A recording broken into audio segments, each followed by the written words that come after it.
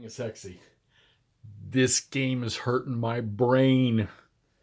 Not because of the rules or the complexity of play or any of that. It's trying to determine where to make your moves. You know, where to. You're so used to having games where you need to try not to get or leave pockets in your line and be aggressive at the same time. And when I set this thing up now understanding, I set up the Manteuffel plan, the Manteuffel, the Manstein plan, which is they wanted to execute in May. Which, if you read some of the designers' notes, I don't know if it was in the rules or in the S&T magazine, one of the magazine articles, that or I'm sorry, a reviewer's notes that was the best option for the Germans. So I played that one. And after I started my first attacks, I was like, man, there's no way. How am I going to fill in the holes behind my breakouts? Because, you can see right here. I don't remember who it was. One of y'all asked me about pulling the second SS out of the demise they were in. Well, they got out, but now they're back in one again. The only thing is now they're sitting in Kursk. They've got Gov, they've got Kursk, they got a couple other places too. So they've got like 87 victory points already, and the Russians they have 10. Okay, but I guess I'll wait till the end of play to calculate everything, because you get them for certain amounts of units that are lost and taking your victory locations or losing your victory locations. And they have some of them marked where the Russians get some points for them, like Kursk has like 5 or something, but I don't understand how that worked unless the Russians are supposed to start with 5 victory points because of that, and some of the other places. Anyhow, the Germans did a good job right here. All of this stuff up here, so there's no out of supply markers in the game because you determine it at the start of their movement, each unit's movement, and then at the moment of combat. So, needless to say, everything from here around for the Soviets to here is out of supply, out of communications. Well, I don't know. There's one headquarters up here somewhere. Right here, there's a headquarters. They've got 5 that have been destroyed. So I'd have to say that 3rd Panzer and 2nd SS, 4th Panzer, well, I'm sorry, not 4th Panzer, 48th has done nothing. And they were supposed to be one of the main prongs in this thing. 47th Panzer, done some stuff down here. Okay, so the Germans are working on the pocket. Now, the thorn in combat in this game, and when I say thorn, I mean it. I don't mean thorn by how it works, just the damage or what you need to cause damage. On the combat charts, if you really want to do some pain, create some pain as the attacker, you need to get 43 plus points into an attack. And when I say 43 plus points, I mean after modifiers. If you want to have some kind of a close to guarantee that you're going to cause more damage to the enemy than to yourself. Because, I thought, oh, wow, I got 20 points attacking here. That ought to be cool. Then you look at the chart and like, my God, that's not cool unless you roll like a 1 or something like that, or 2 or something like that. And then, you got your modes. If most of the Russians, of course, they were in static mode, as you can see along most of the line. At the start, they all were. All right, so you also start with 1, 2, 3, 4, 5, 6 armies, Soviet armies in reserve. 2 of them are mechanized sitting right in here. Well, you can pretty much show right off the bat they had to be activated. So there's 2 victory points lost per turn for the Soviets.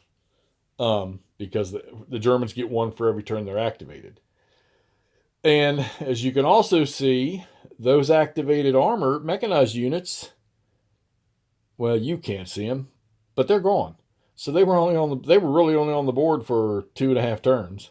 All right, I've played 3 turns of this now, so I got to do the Soviet organization. Not organization things. I haven't done that yet. Right? They think they get one replacement point. Okay, so we're chewing this up now. These out of supply, out of communication units, if they get attacked by the Germans, it's going to be 2 column shifts to the right for being out of supply. And the Russians have already moved. So the next turn is going to be the Germans. So they should be able to put quite a bit of punishment on these units up here. Now, I was not confident about this going very far as the Germans. All right, well, as far as this goes, my mind has now changed because I think they're going to beat a lot of this in the ground on this next turn because of those modifiers. Because, like I say, there's no paths to get supply up there to these guys. And the headquarters can't trace back because the Germans are sitting on everything. Of course, the Russians got a partisan unit here and there, but the Germans will deal with them here shortly. And, I mean, he's not really doing anything anyhow because they can trace supply to so many different directions. It's not funny. Your headquarters, very key to this thing. That's how your units stay in communication. That's how they stay in supply. And that's, you select your mode. You notice with the Germans, over in the pocket over here near Kharkov, they're in static. You'll also notice that I have camp grouped some units, all right, to cover the front and pulled some of their mechanized stuff across here in an alternate subordination, one unit in an alternate subordination now. Alternate subordination counts against independent command in this game. Camp grouping count against independent command.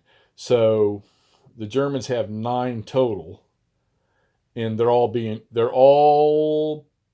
being used right now. So either by independent command or their alternate subordination.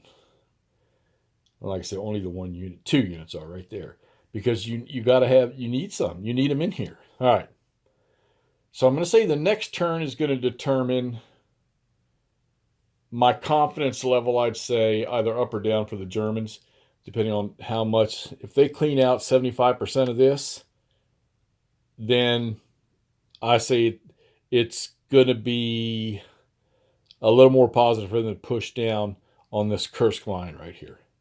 If not, and I need to do some looking because now that we've hit Kursk, I think Kursk in the errata is one of those like these red star hexes. If you hit those red star hexes, I can't remember if it's reinforcements or reserve units or whatever. The Soviets did activate another reserve unit. This 5th Guards unit here is headed this way. But let me tell you something. These German mechanized units, at full strength, some of these guys are 8s, I think, 8 steps. And like I say, this has an interesting combat system. It's attacker strength points minus the number of steps of the enemy. And then the terrain modifier, any of the dice roll modifiers or column shifts you get in here. Soviet artillery. I just got a good use of Soviet artillery in barraging.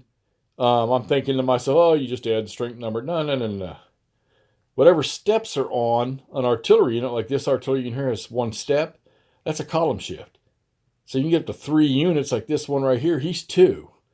So if you get both of them helping in an attack, and they have to be adjacent, helping in an attack, there's 3 column shifts right there. And there's other little things too, like anti-tank against straight infantry, anti-tank against armor, or mechanized, or stuff like that. There's some differences on how that works.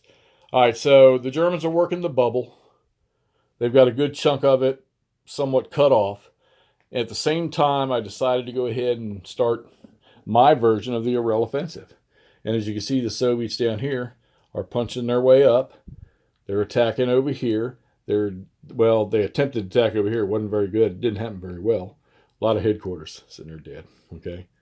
But now I may have to redirect here with these Germans. I have to pull some stuff down here. So they probably need to clear that thing out as much as they possibly can in this next turn before the Soviets start to move again. Although there's not really... The thing is here is the Soviets have a lot of units compared to the Germans, but they don't necessarily have the ass-kicking power that the German mechanized forces do. Over here to the south, not really anything going on. Don't know if anything is going to happen over here.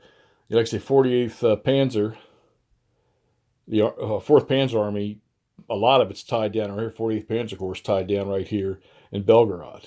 Certainly don't want to give that up. So, and I don't know, the Russians got some pretty potent units sitting in this area here. And if they can get these 2 guard units up that are down here at the bottom of the map, get them activated, like I say, they lose points when they do that, they could change the flow there. But I think right now the Soviet focus has got to be in the pocket in Kursk. They need to get Kursk back because that'll pretty much give enough points to the, between Goff and that, enough points to the Germans to win the game. So I think they have to work on that.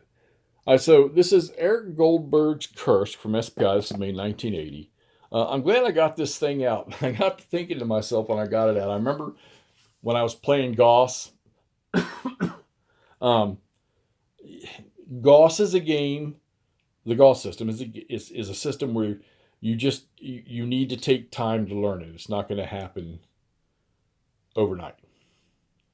This game, and also read in the write-up I saw in the S&T about how this is a monster-sized type game on a normal type game setup with counters in one map. And they're right. I think it is a monster-type game. It wasn't about the rules. The rules are very unique in this system. Some of them are not common to most all the games we play.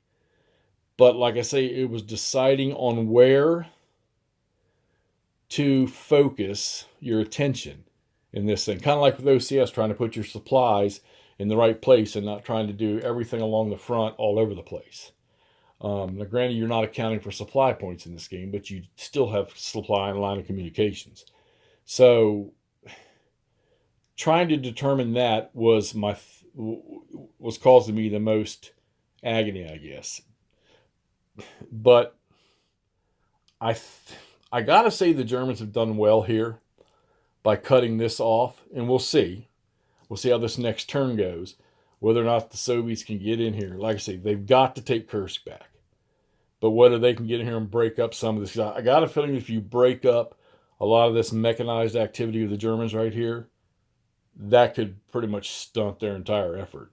That's just my consensus after looking at the units and what's on the board right now, because there's really not a ton of reinforcement for this May variant. So, all right, so we're 4 game turns in now. See how this next turn goes and try to get back with some footage on this. If you got this thing, or if you've played it recently, which I don't see no coverage out there, it looks like I'm the only one covering this thing, get it out, take a look at it, give me some little hints and tips about it, or maybe some thoughts about how this game, if you've played it in the past 3 decades or so. Let me know what you think. So fire some comments my way. Let me know what I'm missing and what I should be doing. All right, this is Hexy. Let's get this posted so you can see how far I've gotten in 3 turns. All right, we'll talk to you soon.